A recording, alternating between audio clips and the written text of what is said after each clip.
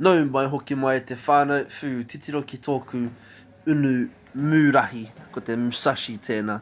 Ai, kite, koe kia hau ki te takawainga, te TKK, te treadmill, ko ngā haratau i runga, ko te wero, ko ngā mōmō karawhiua o ngā waewae, ke te mahi e hau.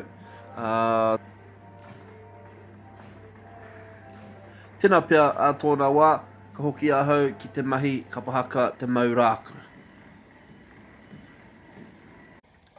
Me te whakaaro nui o tōku nei whārangi, he whārangi kia kōrero i te reo rangatira, te reo Māori, atu i te 95 paiheneti o ngā wā katoa. Nō reira, te iti tino o ngā kupu Pākehā, ngā kupu tauiwi, ka rongo e koutou mai i oku nei mahi.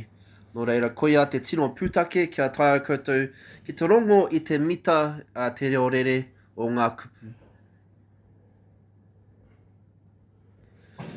Tēnei mea te waewae pēhi, te leg press, te waewae pēhi, me te kaunga, te atahua e nā waewae. Hara mai, pai e nā waewae, engari nui ake te puku.